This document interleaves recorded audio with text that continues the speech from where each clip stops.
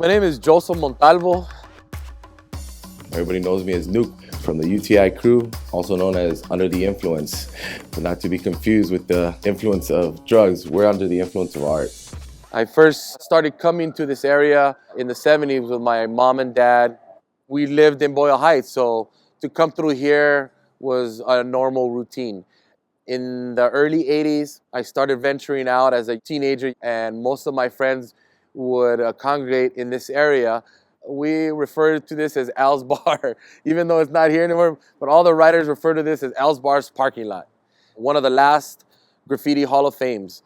We used to have the Pan Pacific Yard, very influential spot in the West Side. We used to have the Venice Art Walls, the Pavilion. We used to have the Belmont Tunnel. All those things are gone, and this pretty much is the last Hall of Fame from the 80s.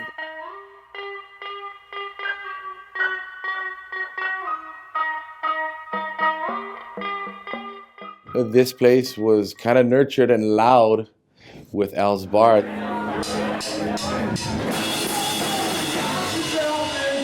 Many of us, when we were teenagers, had bands, would go in there and we'd see the tags in there and they were like, you can tag in here too, you can get up.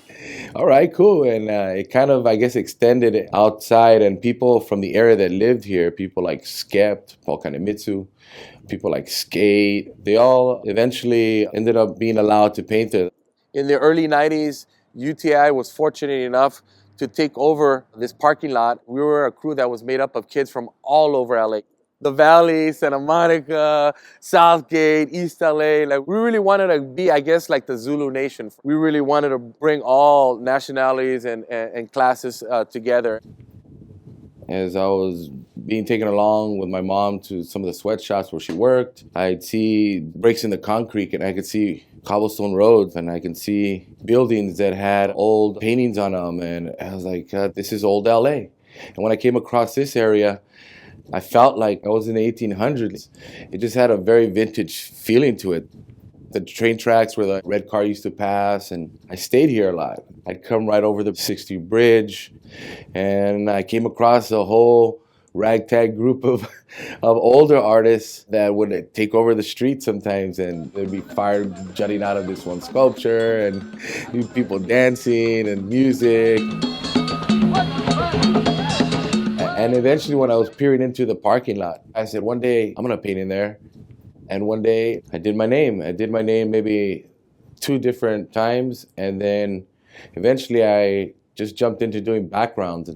Being that I came from a neighborhood that was full of murals, this is what I grew up with. I want to do murals. There was no school for me to learn about that. Al's Bar became my training ground. And one day we were doing a production and my dad came to pick me up. My dad looked at me, he goes, hey man, I lived here at the American Hotel. He says, when me and your grandmother and your grandfather came over from El Paso, we walked from Union Station to the American Hotel and stayed here maybe 5 months before moving into Boyle Heights. All of us have shared a lot of the ups and downs in our personal lives, and the only thing that kept us really going and alive and positive was the art form.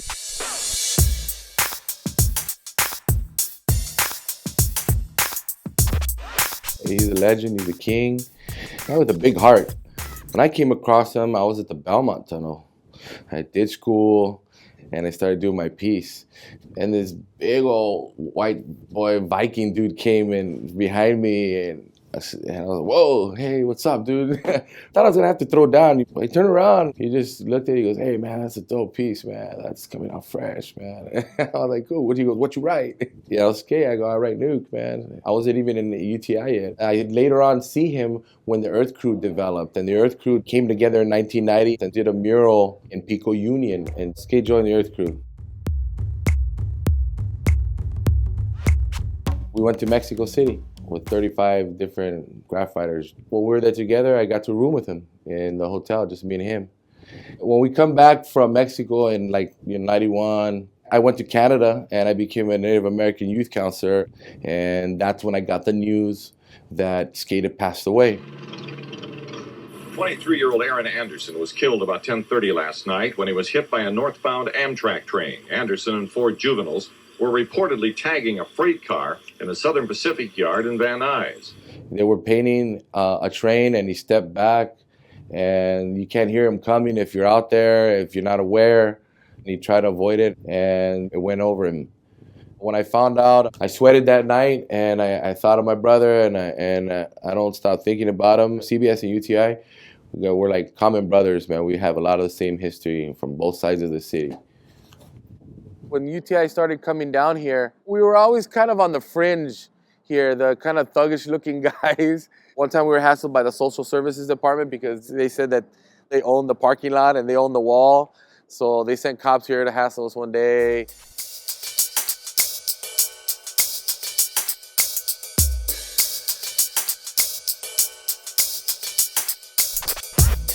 We were painting there and we didn't know that it had changed owners. And some guy passed by with his girls. He goes, "Who gave you the right to paint here?" And I go, "Manifest destiny." I was like, it was God. God told me I should come here and paint, and it's okay to paint here. If it was good for the conquest of the West. So he left, but he called the cops on us. And pretty soon, they surrounded us, kept us there for 4 hours. And people started coming out, and they're like, "Hey, what are you guys doing?" So Stacy had seen us getting busted, and she was like, "Hey, what's going on?" And she confronted the cops. She goes, No, these guys are cool. They're allowed to paint here. She went and located the new owner and had him call the cops. If she hadn't done the groundwork, we would have been locked up. A week later, I showed up to the hotel to visit my friends, and I ran across Bob Bertero, and he goes, "Hey, you guys were the ones that were painting. You guys got busted." I go, "Yeah." He goes, "Here, I want to show you something." And he took me up to his spot, and he showed me a picture of all of us lined up against the wall with handcuffed. And I was like, "Wow, dude, that's pretty intense." Yeah, that was us. He allowed us to use that photograph for a show we did at Spark to show people, look, this is what we go through in order to do our art. If it hadn't been for Bob, man, and the people that lived in that building to stand behind us, man, and to document it. Hey, man, it wasn't easy just to paint here, man. You couldn't just be a superstar and come and do it. You had to get to know the community, and they had to get to know you.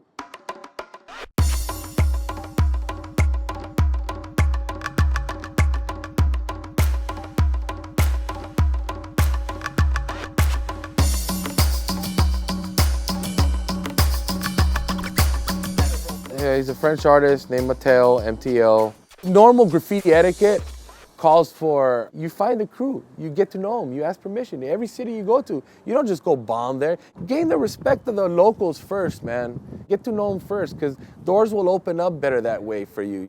I told them, look, man, you're oblivious to this whole beautiful LA graph culture around you. Let's find a way to work together.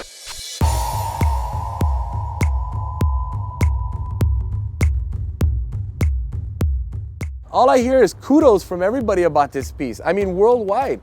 He's done more posting about this piece. People are liking it, and they're probably telling him, "Hey, that was a great piece, man. We've never seen you do anything like that." And he had a great time, man.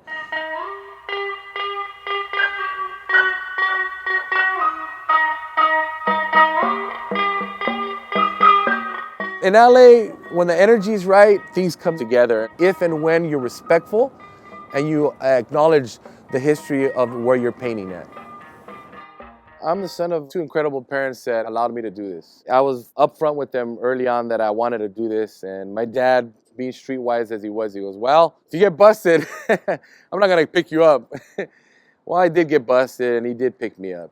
Most of the art that I do has a lot to do with my Chicano identity, because that's what I grew up learning from my folks. My art is fun. I like making people happy, man. I'm taught by other people. I didn't go to school for this. People would sit down and take me under their wing and take the time to show me, and so I give that back.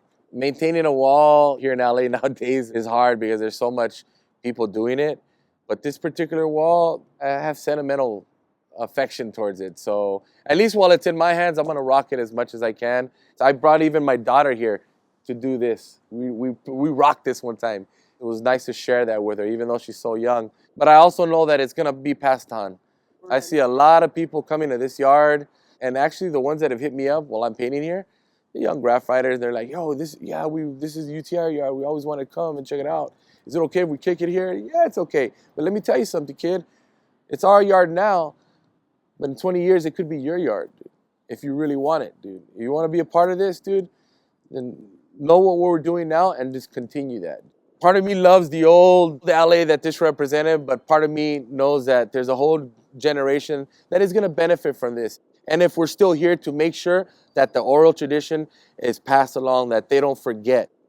I'm not going to let it go. I love this art. As long as I'm breathing, as long as I got blood in my system and I'm here painting, I'm going to tell people what I know about this place. I'm going to roll with it until the wheels fall off. Cut.